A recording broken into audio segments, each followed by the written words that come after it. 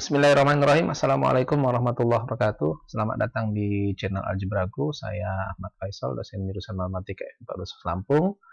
Pada video kali ini kita akan membahas tentang bilangan real. Oke, setelah kita ketahui bilangan asli itu adalah bilangan yang dimulai dari 1, 2, 3, 4, 5, 6, dan seterusnya. Apabila kita lengkapi dengan bilangan negatifnya serta bilangan 0, maka bilangan-bilangan ini biasa kita sebut sebagai bilangan bulat. Ya, jadi dan seterusnya, min 3, min 2, min 1, 0, 1, 2, 3, dan seterusnya. Nah, terkadang apabila kita ingin mengukur suatu panjang, berat, atau satuan yang lainnya, tidak memadai atau tidak cukup, kita hanya menggunakan bilangan bulat saja, ya. Sehingga kita harus melakukan rasio dari pembagian atau dari rasio dari bilangan bulat. Sebagai ilustrasi, apabila kita punya bilangan 1 di sini, nah ini bisa kita bagi menjadi beberapa bagian. Dalam hal ini kita bagi menjadi 3 bagian, sehingga kita mendapatkan rasio 1/3 dan 2/3. Artinya ini 1/3, panjangnya ini adalah 1 dari 3 bagian. Atau ini kalau kita bagi menjadi 4, maka kita mendapatkan rasio 1/4 dan 3/4. Jadi ini 1 bagian dari 4, ini 3 bagian dari 4. Nah, begitu juga dengan bilangan-bilangan bulat yang lain. Nah, ini bisa kita lakukan rasio dari bilangan bulat.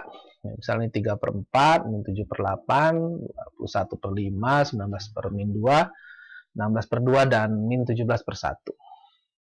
Nah, hanya saja kita tidak dapat melakukan pembagian bilangan ini dengan 0. Karena itu sesuatu yang tidak mungkin, ya. Ini kita rasiokan dengan menjadi 0 bagian, itu kan sesuatu yang tidak mungkin. Dengan kata lain, kita harus mengingat untuk selanjutnya pembagian dengan 0 itu tidak terdefinisi. Nah, bilangan-bilangan inilah yang kita sebut sebagai bilangan rasional, yaitu bilangan yang dapat dinyatakan sebagai pembagian dua bilangan bulat. Ya, jadi ini dapat kita nyatakan sebagai m per n, di mana m dan n-nya bilangan bulat dan n-nya tidak sama dengan 0. Atau dengan kata lain, bilangan rasional adalah bilangan yang dapat dinyatakan sebagai pembagian dua bilangan bulat dengan penyebutnya tidak sama dengan 0. Nah, pertanyaan selanjutnya, apakah bilangan rasional itu bisa digunakan untuk mengukur semua panjang misalnya? Maka jawabannya adalah tidak, ya. Nah, ini bangsa Yunani kuno ini pernah ingin mengukur sisi miring dari suatu segitiga siku-siku yang panjang dan tingginya 1. Nah, ini dinotiskan dengan akar 2. Nah, ini akar 2 ini tidak dapat dinyatakan sebagai pembagian dua bilangan bulat, ya.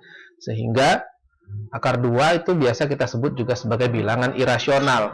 Irasional artinya ya tidak rasional. Ya tidak rasional berarti tidak dapat dinyatakan sebagai pembagian dua bilangan bulat. Nah, begitu juga dengan bilangan-bilangan akar 3, akar 5, akar pangkat 3 dari 7, dan bilangan pi.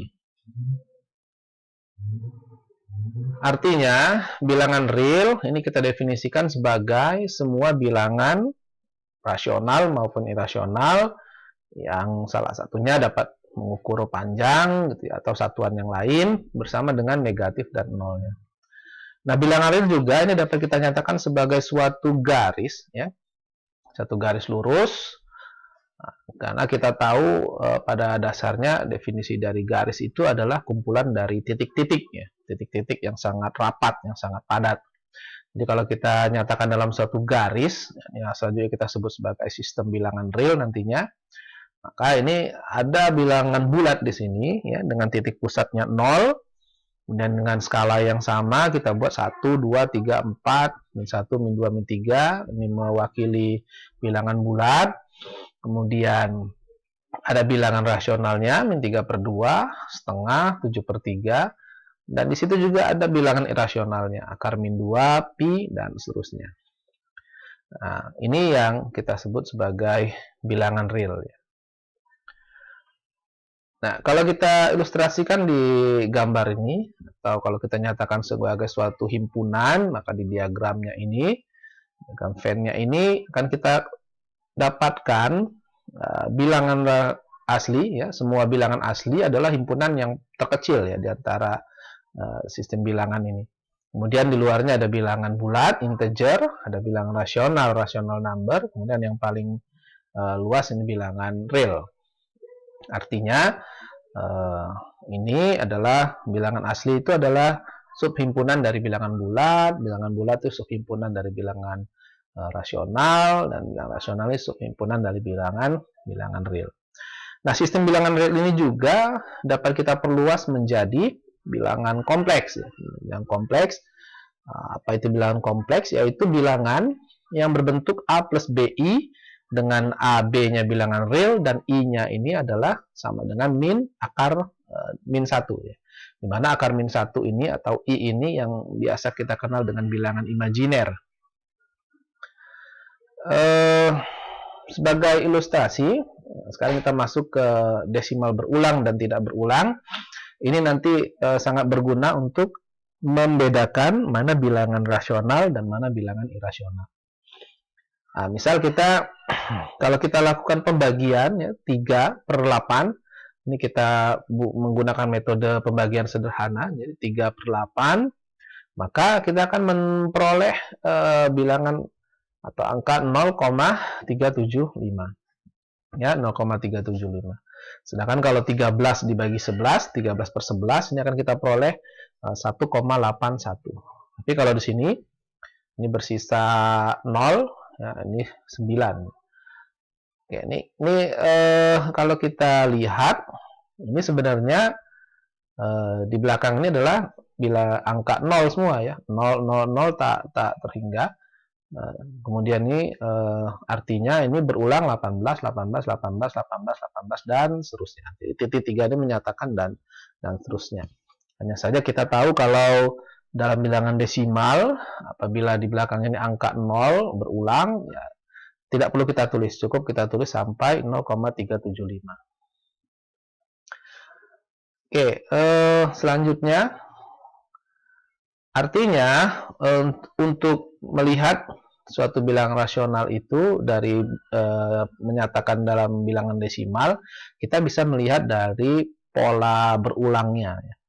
Jadi kalau setengah, ini adalah bilangan rasional, karena 1/2 ini dapat dinyatakan sebagai 0,5.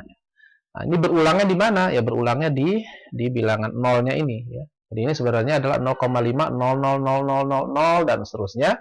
Sama seperti tadi, ini 3/8, ini 0,375, 0, 0, 0, dan seterusnya. Nah, 3/7 ini juga bilangan rasional. Ini kalau kita nyatakan dalam bilangan desimal, kita bisa melihat pola desimal yang berulang. Berulangnya di mana? Ini berulangnya di 428571, 428571, 428571, dan ini titik 3 ini artinya dan seterusnya. Ini akan berulang 428571, 428571, dan seterusnya. Nah, sehingga kalau kita melihat suatu bilangan desimal, kemudian dia berpola berulang seperti ini, maka bisa kita pastikan bilangan desimal tersebut merupakan bilangan rasional, atau dengan kata lain definisinya tadi dapat kita nyatakan sebagai pembagian dua bilangan bulat. Makanya ini 0,428575 dan seterusnya ini dapat kita nyatakan sebagai 3/7. Nah, berbeda dengan bilangan irasional, kita tahu tadi definisinya adalah bilangan irasional itu bilangan yang tidak rasional, artinya bilangan yang tidak dapat dinyatakan sebagai pembagian dua bilangan bulat. Nah, jadi akar 2, ini kalau kita nyatakan dalam bilangan desimal, ini sama dengan 1,41421356623 dan seterusnya. Nah, ini kita lihat tidak terdapat pola berulang desimal di sini ya. Ini dan seterusnya ini ya tak hingga nilainya, angka-angka desimalnya. Nah, ini tidak berulang polanya. Sama seperti pi, ini 3,14159265535 dan seterusnya. Ini juga tidak berulang. Nah, bilangan pi yang biasa kita kenal di sekolah dulu ya, di sekolah menengah pertama atau menengah umum. Nah, kadang kita menyatakan pi itu dengan 22/7 gitu ya, atau dengan 3,14 gitu. Nah, sebenarnya yang kita gunakan di sekolah-sekolah dulu itu adalah bilangan aproksimasi ya, bilangan pendekatan ya, atau estimasi ya. Jadi artinya terjadi pemotongan di situ ya. Jadi bukan bilangan pi yang asli, karena kita tahu pi ini adalah bilangan irasional ya. Jadi 3,141,592 dan seterusnya. Sedangkan kalau 22/7 itu jelas adalah bilangan rasional ya. Dan 3,14 itu juga adalah bilangan rasional. Karena 3,14 ini bisa kita nyatakan sebagai 314 per 100. Dan seperti itu ya. Kemudian sehingga bisa kita simpulkan desimal berulang itu adalah bilangan rasional ya. Jadi untuk mengingatnya ciri-cirinya seperti itu. Kalau ada desimal berulang pasti bilangan rasional. Seperti 13/11 ya, ini 1,18 18 18. Nah, berulangnya di sini 18 18 18 dan seterusnya. Kemudian 3,8 ini 0,375 0. Nah, berulangnya yang nolnya ini ya, nolnya berulang semua. Tapi biasa kalau nolnya kan kita tidak perlu tulis, cukup di sini saja. Atau ini juga bisa kita nyatakan sebagai 375 per 1000. Ini kalau kita sederhanakan jadinya 3/8. Ya, seperti ini 3,137 ini dapat kita nyatakan sebagai 3137 per 1000. Oke, contoh misal tunjukkan bahwa kalau kita punya X sama dengan 0,136, 136, 136 dan seterusnya, tunjukkan bahwa X ini merupakan bilangan rasional. Artinya kita harus menunjukkan atau membuktikan bahwa bilangan desimal 0,136, 136 dan seterusnya ini dapat dinyatakan sebagai pembagian dua bilangan bulat. Itu kembali ke definisi bilangan rasional tadi. Maka cara yang paling mudah, ini karena kita sudah misalkan dengan suatu variabel X sama dengan bilangan desimalnya. Nah, ini kita lihat, ini nilainya berulangnya ada 3 angka di situ ya, 1, 3, dan 6.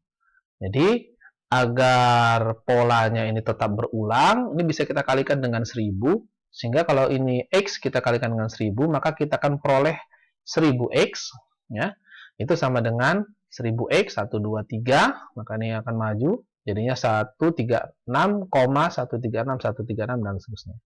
Nah, sedangkan X-nya diketahui ini, nah ini kita bisa melakukan pengurangan di sini.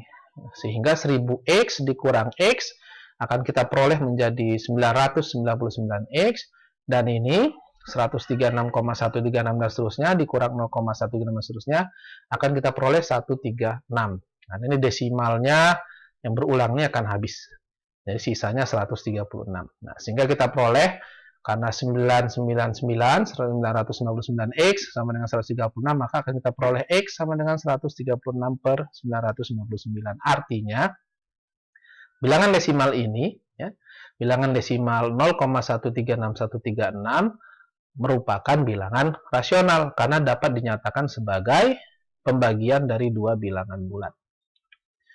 Oke, berikutnya desimal yang tidak berulang adalah bilangan irasional ya.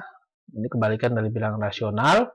Misal kita punya bilangan desimal seperti ini, 0,10 100 100 100 1 dan seterusnya.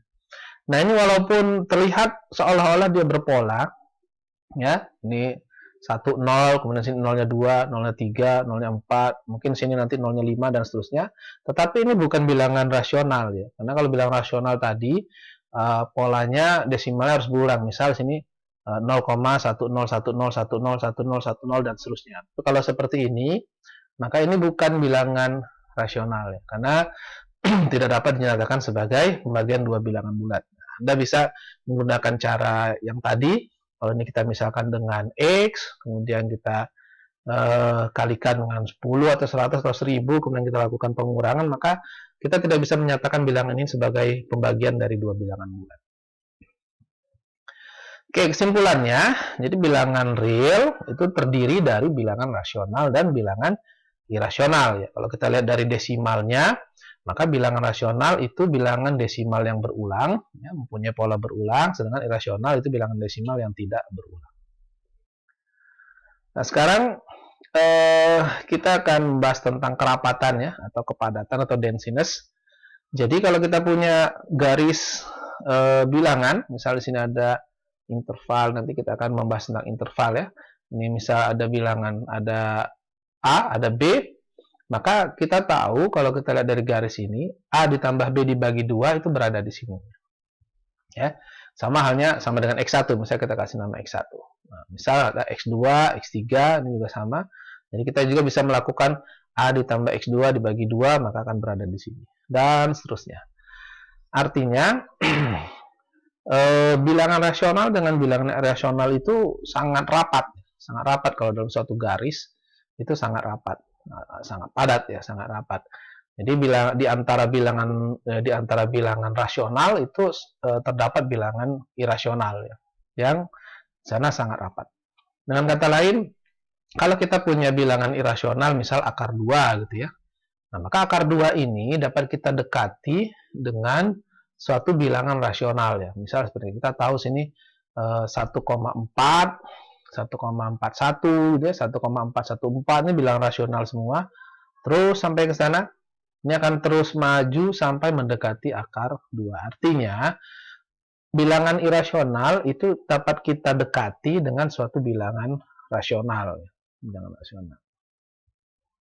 Ya, jadi 1, 1,4 dan seterusnya sampai 1,414, 213 dan seterusnya. Oke, terima kasih.